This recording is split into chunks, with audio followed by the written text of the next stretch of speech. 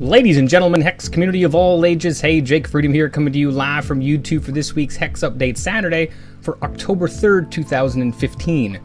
Now, we didn't have a whole lot announced this week, especially after last week where we had all sorts of announcements. This week was kind of, I don't want to say dry, but just shallow on the announcements. What we have here this week is we have the September VIP deck list from the sealed tournament last week. Nothing that I was really too concerned about or wanted to actually look at. I mean, it's sealed. Can never guarantee what is good there, but I'll certainly go ahead and link that in the description so you guys can take a look at that at your leisure. We won't go over that on the show here today. It's just because it is what it is. The other update or announcement we have here is the Hex Update Dungeon Diamonds. And it says, hey Hexers, remember, you're just a few days away from being able to collect invitational qualifier points, and that is 3 days from now on October 6th is when that's actually going to start. And if you aren't familiar with how to actually get qualifier tickets, go ahead and watch last week's Hex Update Saturday for a review on how that actually works out there. They did give us a little bit of a PvE reward card preview. This is kind of a neat video here if you guys want to check it out. Again, I think they show a couple cards here. I watched it, and they show the globe and how they're actually breaking up Entrath into different, I don't know if you want to call it regions. I suppose you could call it regions there. They kind of showcase that a little bit. Didn't look like there was too much functionality, just kind of showing what they are going to do in the future with that actual globe there. So again, this little article here will be linked in the description so you guys can check out that video. I don't like to replay videos on videos. It's kind of like making a copy of a copy. It doesn't always work out too well. And then we have Rock Paper Shotgun. It says Rock Paper Shotgun visited our offices a while back to check out the in-development versions of our PvE launch. Their article has a great write-up about Hex coming together, plus a discussion with Chris Woods about the always improving AI. To top it all off, they're featuring the concept art for an upcoming dungeon game board. So that'd be pretty interesting to check that out when that is released. I'm not sure if it has yet been released yet or not. I should have probably checked that before I did the video here, but oh well, not a big deal.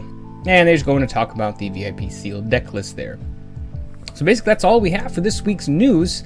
Just a reminder to everybody that the qualifiers do begin on, I think it's Tuesday, is that right? Yes. This coming Tuesday, they do kick off there.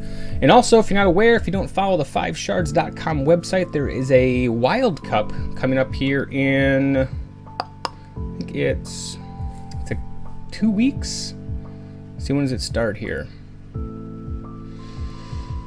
Well, I just had the date up here. October 10th and 11th. So the Wild Cup is actually, they're going to use the tribal constructed format for that. If you aren't familiar with the tribal constructed format, I'll link their website in the description so you guys can check out what a tribal constructed deck consists of, and maybe you can go ahead and enter into that tournament too. I think I'll probably do that. I'm not 100% what tribal is, but I'm aware of the concept of what tribal is, so we'll check it out and probably enter that into that tournament as well, just to give us something to do. And last but not least, last week I messed up. It was the last Hex Update Saturday of the month, and we did not open a Primal pack. So this week we are going to crack that Primal pack, which we were supposed to do last week. And again, it's like 1 out of 3 times, I'll get the winners announced on camera, but you know what? I forgot to do it again. But no need to fear. I will not forget to get those cards handed out. I never have. So, yeah, so let's go ahead and get rid of this screen here so you guys can see the game. Let's minimize that and get in here and go ahead and crack the Primal pack. I do apologize for that, but it happens. Alright, here, where are we at here? We don't want that one. We want, yeah, this is it, right? Yeah. Armor's a Myth. What am I thinking? I don't have Primal packs from other sets yet. Alright, so what do we got? Let's take a look here. So, oh, look at that. We have Evento the Brood Priest. Anybody out there want to build a Tarantula deck? There you go. We have Augur of Siron. Those are 2 legendaries there. This is a pretty neat card. I haven't seen too much of it in constructed play. It's a 6 casting cost, double Sapphire, 4/5 troop with flight. It says you can see the top card of your deck, and you can play the top card of your deck as long as you have resources available. So let's go ahead and roll through the rares here. We have Zealous Excruciator, Mindrake, Disciple of Yazukan, Unity Generator, Quash Ridge Tusker, Woolsey Wabbit, Carnosaurus, all in the family, Druidic Exo Shaper, how do you want to pronounce that? Thunderfield Elder, Feral Root Acorn, Slaughter Gear's Innovation, and rounding out the rares is Nature's Resolve.